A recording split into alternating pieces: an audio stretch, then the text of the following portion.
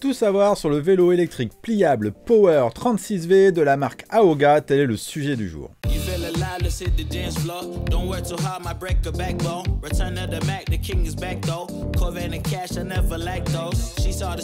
Bonjour à toutes et à tous et bienvenue sur la chaîne YouTube du magazine levélourbain.com.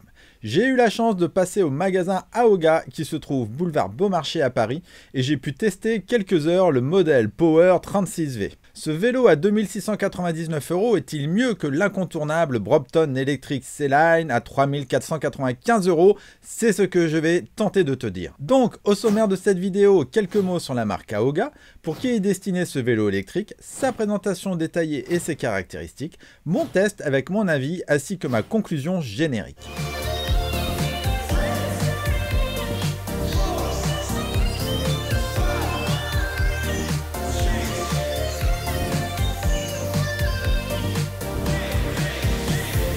Avant toute chose, si tu veux me soutenir et m'encourager à faire toujours plus de vidéos, je t'invite à t'abonner à la page en cliquant sur le bouton ci-dessous et à activer la petite clochette pour être mis au courant de la mise en ligne des nouvelles vidéos. Alors, pour commencer, quelques mots sur la marque Aoga. C'est une marque très connue en Belgique qui existe maintenant depuis un certain temps. Elle a été fondée par trois amis bruxellois, Tina, Phil et Fred. Elle propose différents modèles de vélos électriques conçus en Belgique, mais elle est surtout connue et reconnue pour le pliage unique de ses vélos et de leur faible encombrement. Ensuite, à qui est destiné ce vélo électrique Power 36V de la marque Aoga?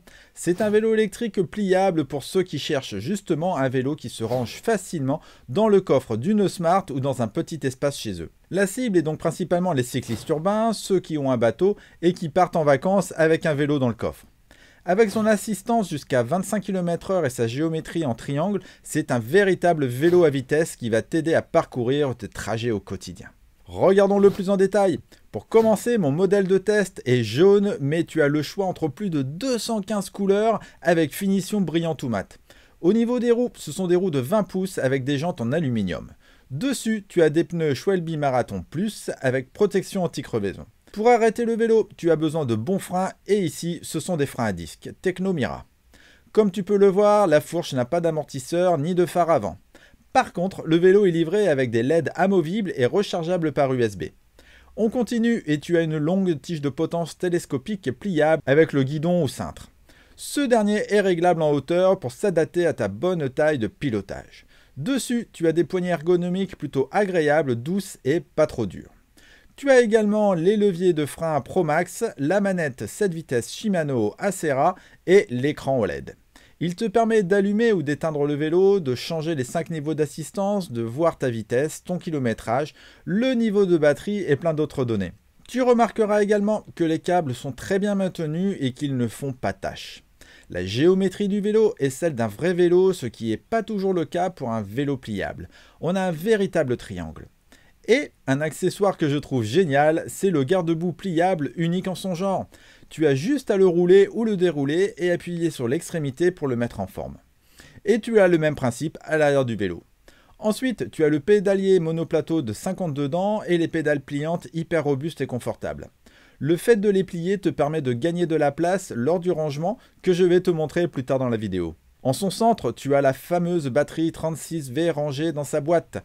Pour l'ouvrir, tu as une molette et une clé. Avec son autonomie, tu peux faire jusqu'à 65 km selon la marque, mais comme toujours, cela va dépendre de ton niveau d'assistance, de ton poids et comment tu utilises les vitesses. Te connaissant, tu vas rouler au niveau 5, donc dis-toi que tu vas plutôt faire 35 ou 40 km max. On continue et tu as la tige de selle réglable en hauteur sur laquelle est montée une selle Royal Science M2 très confortable. Juste derrière, tu as le système de pliage du vélo, deux petits trous et le garde-boue.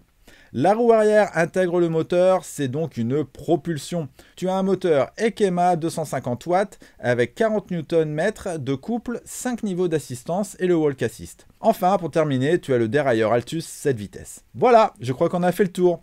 Maintenant, je vais te montrer comment il se plie car c'est ce que je trouve le plus intéressant. Déjà, il te faut replier le garde-boue. Ensuite, tu baisses la tige du guidon et tu le replies. Tu déverrouilles la goupille en tournant vers la gauche et tu soulèves le vélo au niveau du cadre et tu viens mettre la roue arrière au milieu des deux barres de cadre. C'est ça la particularité de ce vélo, la roue se range dans le cadre. C'est un système breveté double triangle twin tube. Et le vélo repose ainsi sur les deux petites roues arrière en caoutchouc. Maintenant, tu déverrouilles la tige de selle tout en appuyant sur le cadre pour la faire descendre totalement et bloquer le tout. Tu peux aussi t'aider de tes doigts pour tirer la roue vers le haut. Tu refermes la tige de selle et tu replies les pédales. Il ne te reste plus qu'à enlever la roue avant et la fixer sur le cadre. Voilà, ton vélo est optimisé pour le rangement et il ne m'a fallu que quelques minutes. Maintenant, il fait 85 cm de long, 74 cm de haut et 30 cm de large. Chose hyper importante que je ne t'ai pas dite, il pèse moins de 15 kg, ce qui est léger pour ce genre de vélo électrique. Et pour terminer, tu peux te déplacer aussi facilement en le faisant rouler sur ces deux petits trous. Tu veux savoir maintenant ce que j'en pense? En toute sincérité, il y a longtemps que je n'avais pas testé un vélo aussi intéressant. Il est rempli de choses hyper ingénieuses. Son système de pliage est unique et sans mentir, je pense que c'est aujourd'hui le meilleur. Les accessoires comme le garde-boue qui s'enroule, c'est génial. Au niveau de la conduite, il m'a fallu 30 secondes d'adaptation, mais c'est venu très rapidement. La seule chose à faire attention quand on pédale, c'est justement de ne pas mettre ses pieds trop à l'arrière de celle-ci. Comme tu l'as vu, tu as deux petites roulettes. Si tu pédales le pied trop en arrière, ton talon va le toucher. Il faut juste choper le coup. L'assistance est vraiment bien et c'est très intuitif. 7 vitesses et 5 niveaux d'assistance, c'est exactement ce qu'il lui faut. Gros plus par rapport à un Brompton par exemple, la batterie est au milieu et le moteur à l'arrière. Tu as donc un vélo beaucoup mieux équilibré et à titre perso, beaucoup plus agréable à conduire.